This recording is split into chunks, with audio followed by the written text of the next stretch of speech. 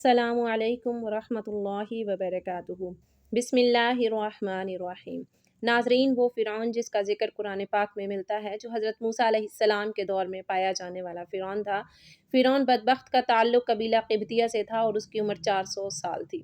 اس 400 سال کی عمر میں نہ تو وہ کبھی بیمار ہوا اور نہ ہی کبھی اس کے سر میں درد ہوا اور نہ ہی کوئی دشمن اس پر غالب آ سکا۔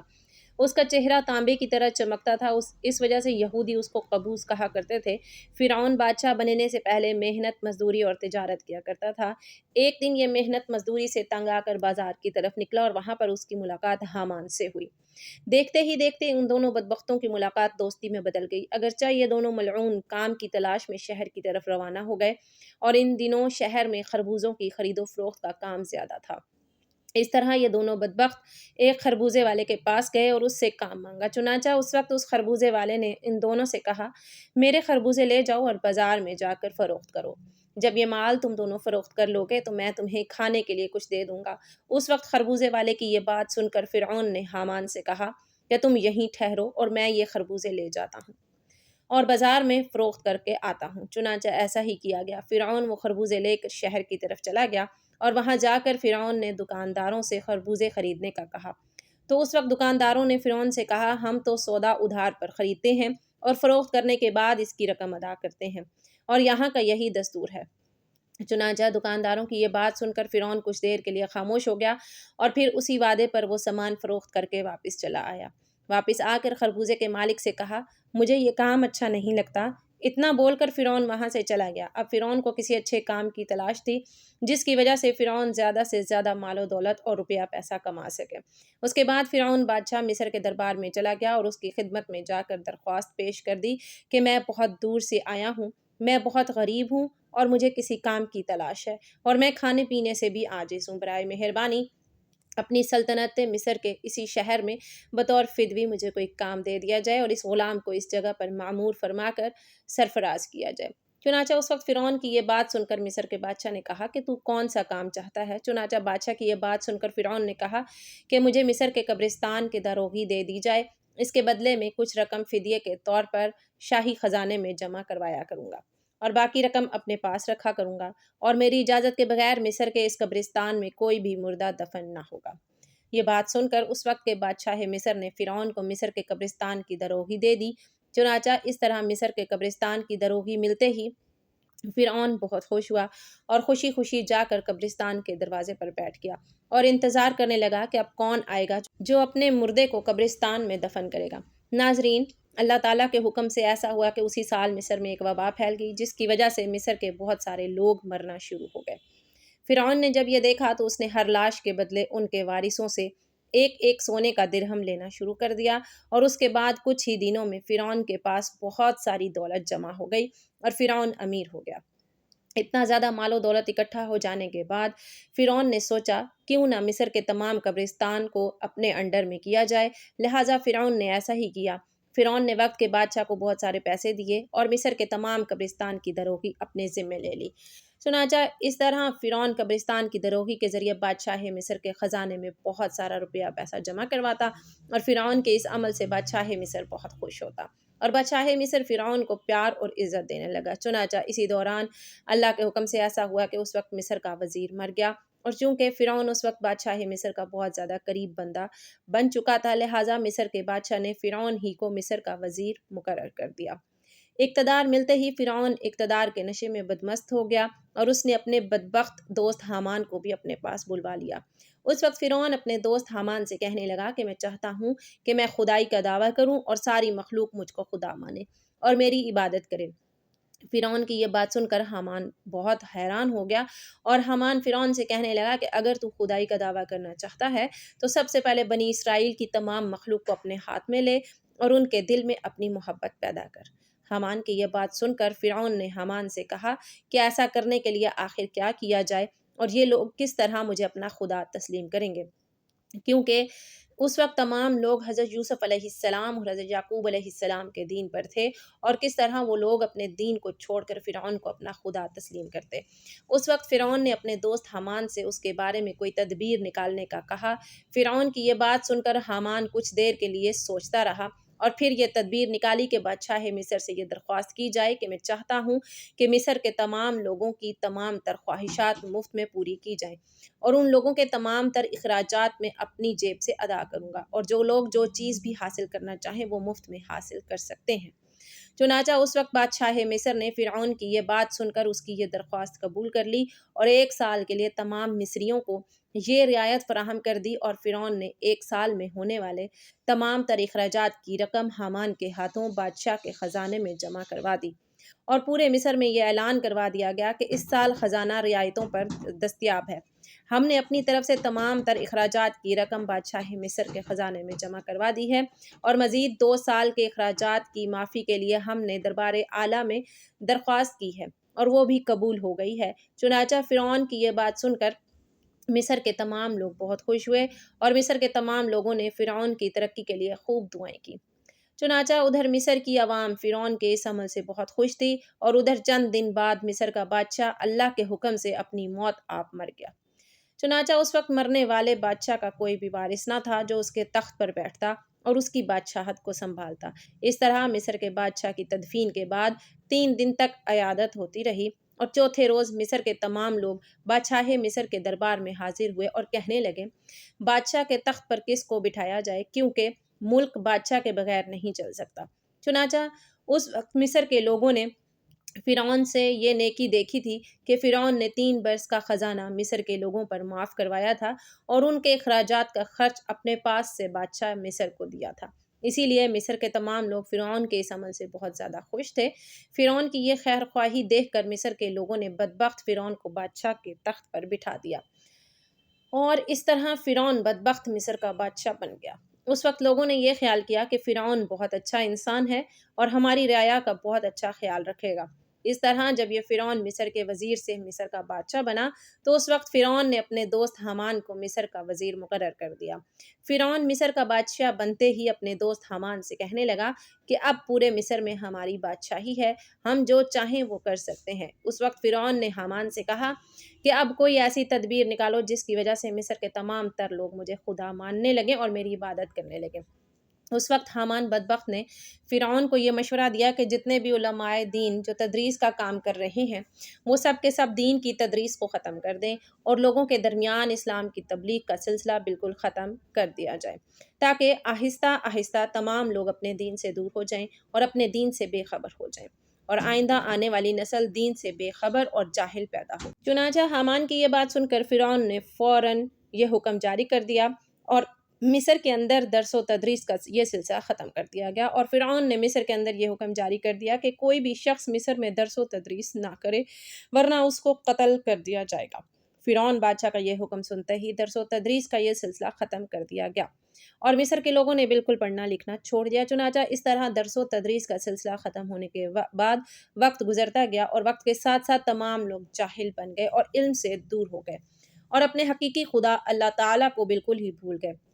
اس وقت مصر کے لوگوں کی یہ حالت ہو گئی کہ وہ جانوروں کی طرح جاہل بن گئے۔ اس وقت فرعون نے تمام مصر کے لوگوں کو یہ حکم جاری کیا کہ مصر کے تمام لوگ اپنے اپنے گھروں میں بت بنا کر اس کو سجدہ کیا کریں اور اس کی پوجا کیا کریں۔ چنانچہ فرعون کا یہ حکم پاتے ہی ایک قوم جو اس وقت کثیر تعداد میں تھی، انہوں نے بتوں کی پوجا کرنا شروع کر دی، اور آہستہ آہستہ یہ بت پرستی بڑھتی چلی گئی، اور یہ سلسلہ 20 سال تک جاری رہا۔ اور پھر اس کے بعد فرعون نے مصر میں یہ اعلان کروایا، اور اس اعلان میں یہ الفاظ لوگوں کے کانوں تک پہنچائے جس کا ذکر قرآن پاک میں یوں ملتا ہے، اور پس لوگوں کو جمع کیا اور لوگوں سے کہا، میں ہوں رب تمہارا سب سے بڑا اور بلند۔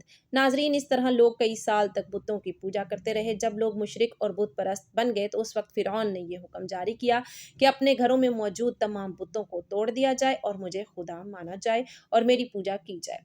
چنانچہ فرعون کا یہ حکم ملتے ہی تمام لوگوں نے ایسا ہی کیا۔ تمام قوم نے بتوں کو توڑ دیا اور فرعون کو پوجنا شروع کر دیا، اور فرعون کو خدا ماننے لگے۔ لیکن قبطی قوم کے علاوہ کوئی دوسرا فرعون کو خدا نہیں مانتا تھا۔ قبطی قوم واحد ایسی قوم تھی جو فرعون کو اپنا خدا مانتی تھی، اور باقی تمام لوگ اللہ کی وحدانیت پر یقین رکھتے تھے اور اللہ تعالیٰ کو اپنا خدا مانتے تھے۔ اسی وجہ سے فرعون قبطیوں پر بہت مہربان تھا اور بنی اسرائیل کے مسلمانوں پر طرح طرح کے ظلم و ستم کیا کرتا تھا۔ کیونکہ بنی اسرائیل کی قوم حضرت یوسف علیہ السلام کے دین پر تھی، اسی وجہ سے تو فرعون ان پر ظلم کرتا تھا۔ فرعون تاریخ میں وہ ظالم بادشاہ گزرا ہے جس نے خدائی دعویٰ کیا تھا، جس کی ظلم کی داستانوں سے تاریخ کے اوراق بھرے پڑے ہیں۔ بنی اسرائیل کو غلام بنا کر ان پر بڑے ظلم ڈھائے تھے۔ باندی اور اپنی بیوی حضرت آسیہ رضی اللہ تعالیٰ عنہا پر ظلم کے پہاڑ توڑ کر ان کو شہید کر ڈالا تھا۔ آخرکار اللہ تعالیٰ نے اس کو اس کے تکبر کے ساتھ دریائے نیل میں غرق کر دیا۔ حکومت کو نیست و نابود کرنے اور تہس نہس کر ڈالا اور رہتی دنیا تک کے لیے اس کو عبرت کا نشان بنا کر یہ ثابت کر دیا کہ تکبر کا انجام صرف بربادی ہے اور تکبر صرف اللہ کی چادر ہے۔ فرعون کے محل میں ایک عورت فرعون کی بیٹیوں کے بال سنوارا کرتی تھی۔ ایک بار وہ فرعون کی بیٹی کے بال سنوار رہی تھی کہ ان کے ہاتھ سے کنگھی نیچے گر گئی۔ وہ کنگھی اٹھانے لگی تو انہوں نے اللہ کا نام لیا۔ جب اس باندی نے اللہ رب العزت کا نام لیا تو فرعون کی بیٹی سمجھ گئی کہ یہ تو میرے والد کو معبود نہیں مانتی بلکہ حضرت موسیٰ علیہ السلام کے اللہ پر ایمان رکھتی ہے۔ چنانچہ اس لڑکی سے پوچھا کہ کیا تم میرے والد کو خدا نہیں مانتی ہو؟ اس نے کہا کہ ہرگز نہیں، میرا خدا تو وہ ہے جو حضرت موسیٰ علیہ السلام کا پروردگار ہے۔ جب لڑکی نے دو ٹوک جواب سنا تو وہ اٹھ کر اپنے باپ کے پاس گئی اور کہنے لگی کہ آپ کے محل میں آپ کی زیر سایہ رہنے والی عورت آپ کو تو خدا ہی نہیں مانتی۔ بیٹی کی باتیں سن کر فرعون غصے میں آ گیا۔ چنانچہ وہ کہنے لگا کہ میں دربار میں جا کر اس عورت کو ایسی سزا دوں گا کہ یا تو وہ موسیٰ علیہ السلام کے رب کو اللہ کہنے سے باز آ جائے گی یا پھر اپنی جان سے ہاتھ دھو بیٹھے گی۔ اب جب فرعون اپنے دربار میں پہنچا تو اس نے اس عورت کو اپنے پاس بلوایا اور کہنے لگا کہ دیکھو بھائی، تو موسیٰ علیہ السلام کے اللہ کو اللہ کہنا چھوڑ دو۔ وہ کہنے لگی کہ ہرگز نہیں۔ تو اس نے اس کو بڑا ڈرایا دھمکایا، مگر وہ کہنے لگی کہ اب تم جو کچھ کر سکتے ہو کر لو، میں پیچھے نہیں ہٹوں گی۔ ان کا یہ دلیرانہ جواب سن کر فرعون نے اسے اپنی انا کا مسئلہ بنا لیا۔ چنانچہ فرعون نے حکم دیا کہ اس کو زمین پر لٹا دیا جائے تو انہیں زمین پر لٹا دیا گیا۔ پھر حکم دیا کہ ان کے دونوں ہاتھوں اور پاؤں میں کیلیں گاڑ دی جائیں۔ چنانچہ ان کے پاؤں میں کیلیں گاڑ دی گئیں تاکہ وہ حرکت نہ کر سکیں۔ اسی دوران وزیر آیا اور اس نے فرعون سے کہا کہ اس کی ایک دودھ پیتی چھوٹی سی بچی بھی ہے، اگر اس کی بیٹی کو اس کے سامنے ہی قتل کر دو تو یہ اپنی مامتا سے مجبور ہو کر آپ کی بات مان جائے گی۔ اس کے بعد فرعون نے اس کی اس دودھ پیتی بچی کو گھر سے بلوایا اور اسے اس کے سینے پر لٹا دیا۔ پھر فرعون کہنے لگا کہ میں تمہاری اس بچی کو تمہارے ہی سامنے قتل کر دوں گا۔ باندھی فرعون کی اتنی بڑی دھمکی سن کر بھی یہ کہنے لگی کہ اب میرے دل میں اطمینان اتنا بھر چکا ہے کہ میں اپنی آنکھوں سے بیٹی کو خون میں لت پت تڑپتا تو دیکھ سکتی ہوں، مگر میں اپنے ایمان کا خون نہیں دیکھ سکتی۔ چنانچہ باندی کے سینے پر ہی اس کی معصوم بچی کی گردن کاٹ دی گئی۔ جب وہ بچی ٹھنڈی ہو گئی تو فرعون کہنے لگا کہ اب ہم تمہیں قتل کر دیں گے۔ تو وہ کہنے لگی تو جو مرضی چاہے کر لے، میں پیچھے نہیں ہٹوں گی۔ بالآخر اس ظالم نے اس کو بھی شہید کر دیا۔ اس کے بعد فرعون جب حضرت مشاطہ کو شہید کروا کر اپنے گھر پہنچا تو اپنی بیوی حضرت آسیہ رضی اللہ تعالیٰ عنہا سے کہنے لگا کہ آج یہ واقعہ پیش آیا ہے کہ میں نے ایک عورت کو عبرتناک سزا دی ہے۔ اس کی بیوی نے اس سے کہا، ارے تیرا ناس ہو، تو نے ایک معصوم بچی کی جان بھی لی اور ایک بے گناہ عورت کا قتل بھی کیا۔ فرعون کہنے لگا کہ میں نے اس کو اس لیے عبرتناک سزا دی ہے کہ وہ مجھے خدا نہیں مانتی تھی۔ یہ سن کر حضرت آسیہ رضی اللہ تعالیٰ عنہا نے کہا کہ خدا تو میں بھی تجھے نہیں مانتی بلکہ تو ایک عام انسان ہے۔ جب فرعون نے یہ سنا تو حیران رہ گیا کیونکہ اسے حضرت آسیہ رضی اللہ تعالیٰ عنہا سے بڑی محبت تھی۔ حضرت آسیہ رضی اللہ تعالیٰ عنہا کو اللہ تعالیٰ نے بڑا حسن و جمال عطا کیا تھا۔ فرعون نے انہیں پوری قوم کی عورتوں میں سے چن کر ان کے حسن کی وجہ سے اپنی بیوی بنایا تھا، اس وجہ سے وہ ان سے بڑی محبت کرتا تھا۔ چنانچہ فرعون کہنے لگا کہ یہ تم کیسی باتیں کرتی ہو؟ وہ کہنے لگی کہ میں بالکل ٹھیک کہہ رہی ہوں کہ تو جھوٹا ہے، پروردگار تو وہی ہے جس کا پیغام لے کر حضرت موسیٰ علیہ السلام تشریف لائے ہیں۔ فرعون نے یہ بات سنی تو اسے بہت غصہ آیا، لہٰذا کہنے لگا کہ میں تمہارا بھی وہی حشر کرواؤں گا جو میں نے مشاطہ کا کیا ہے۔ وہ کہنے لگی تو جو چاہتا ہے کر لے، میرے ساتھ میرا پروردگار ہے۔ اب میں نے یہ فیصلہ کر لیا ہے کہ میں اپنے پروردگار کو کبھی نہیں چھوڑ سکتی، البتہ تیری ہر چیز کو لات مار سکتی ہوں۔ جب اس نے یہ باتیں سنی تو وہ پھر دربار میں آیا اور اس نے پھر سے لوگوں کو جمع کیا اور کہنے لگا کہ دیکھو یہ کتنی بڑی سازش ہو گئی ہے، موسیٰ علیہ السلام نے میری بیوی کو بھی بہکا لیا ہے۔ آج میں اس عورت کو یا تو مار ڈالوں گا یا پھر وہ اپنی بات سے ہٹ جائے گی۔ چنانچہ اس نے حضرت آسیہ رضی اللہ تعالیٰ عنہا کو گرفتار کروا لیا۔ ایک وقت تھا کہ وہ ملکہ تھی اور ان کے اشارے پر نوکر چاکر بھاگ بھاگ کر کام کیا کرتے تھے۔ لوگ احترام کی وجہ سے ان کی طرف آنکھ اٹھا کر بھی نہیں دیکھتے تھے اور آج وہ فرعون کے دربار میں ملزم بن کر کھڑی ہیں۔ صرف اللہ کی محبت میں پھر فرعون حضرت آسیہ رضی اللہ تعالیٰ عنہا سے کہنے لگا کہ تو اتنے عالی شان محل میں رہتی ہے، اتنی نعمتوں میں پلی ہے اور میں نے تجھے اپنی محبوبہ بنایا، لیکن میں سب کچھ تجھ سے چھین لوں گا۔ بہتر یہ ہے کہ تو اب بھی बाज आ जा और मुझे खुदा मान ले। हज़रत आसिया रज़ी अल्लाह ताला अन्हा कहने लगी कि मैंने अब ईमान कबूल कर लिया है, इसलिए मैं अपनी बात से पीछे नहीं हट सकती। चुनांचा फ़िरौन ने फ़ैसला कर लिया कि मैं उसे भी सज़ा दूंगा। उसके बाद फ़िरौन ने सबसे पहले सज़ा के तौर पर उन्हें रुसवा करने का फ़ैसला किया। चुनांचा उसने कहा कि सबसे पहले इस औरत के जिस्म से लिबास उतार दिया जाए। अब सोचने की बात यह है कि किसी मर्द को कहा जाए कि तुझे लोगों के दरमियान बेलिबास कर देंगे तो उसको कैसी शर्म आती है। वो चाहता है कि ज़मीन फट जाए और उसमें मैं शर्म के मारे समा जाऊं। और औरत के अंदर तो अल्लाह ताला ने शर्म और हया ज़्यादा रखी है। फ़िरौन ने उनके जिस्म से लिबास उतरवा दिया और वो कैसी सूरत हाल का शिकार हुई। एक तरफ ईमान है और दूसरी तरफ इम्तिहान है, लेकिन वो डटी रहीं। फ़िरौन ने कहा, अच्छा अगर अब भी नहीं मानती तो मैं तुझे इस तरह का अज़ाब दूंगा। चुनांचा फ़िरौन ने कहा कि उसका मुंह मेरे महल की तरफ करके लिटा दो, ताकि आखिरी वक्त भी निगाहें उसकी मेरे महल पर लगी रहें और उसके जहन में ये बात रहे कि इन नेमतों का ठुकरा कर जलील और ख्वार होकर मैं मर रही हूँ। लिहाजा उन्हें फ़िरौन के हुक्म के मुताबिक लिटा दिया गया। उनके हाथों और पैरों में लोहे की कीलें गाड़ दी गईं ताकि वो हिल ना सकें। इसके बाद फ़िरौन ने लोगों को बुलाकर कहा, इसके जिस्म से खाल उतार दो। उस जालिम ने जिंदा के जिस्म से खाल उतरवा दी। वो भी औरत नाजुक बदन, मगर वो उसको बर्दाश्त करती रही। उन्हें अल्लाह के नाम पर तकलीफ दी जा रही थी। इस तरह उनके जिस्म से खाल को अलग कर दिया गया। अल्लाह की शान देखें कि वो अभी भी जिंदा थीं, मगर जिस्म जख्म जख्म बन चुका था। फ़िरौन का दिल अब तक ठंडा नहीं हुआ था। चुनांचा वो कहने लगा, मिर्चें लाओ और इसके पूरे जिस्म पर मिर्चें छिड़क दो। हज़रत आसिया रज़ी अल्लाह ताला अन्हा के जिस्म पर मिर्चें डाल दी गईं तो वो मछली की तरह तड़पने लगी।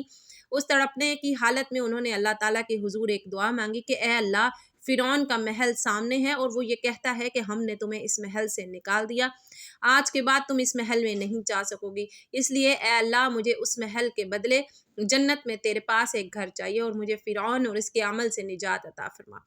अल्लाह ताला ने इस हाल में उनको शहादत के मर्तबे पर फाइज फरमाया और जन्नत में हजूर अकरम सल्लल्लाहु अलैहि वसल्लम की ज़ौजा मोहतरमा बना दिया।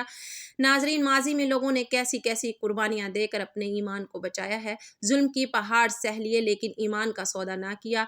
हर बातिल ताकत से टकरा गए लेकिन अल्लाह को नाराज़ ना किया। आज गए गुजरे दौर में हमसे बहुत छोटी कुर्बानी मांगी जाती है। क्या हम इतने एहसान फरामोश और इतने गए गुजरे हो गए हैं कि 5 वक्त की नमाज भी नहीं पढ़ सकते। अल्लाह ताला हमें अमल की तौफीक अता फरमाए और हमारा खात्मा ईमान पर फरमाए, आमीन। नाजरीन, कमेंट बॉक्स में अल्लाह ताला के 99 नामों में से एक नाम ज़रूर टाइप कीजिएगा। शुक्रिया।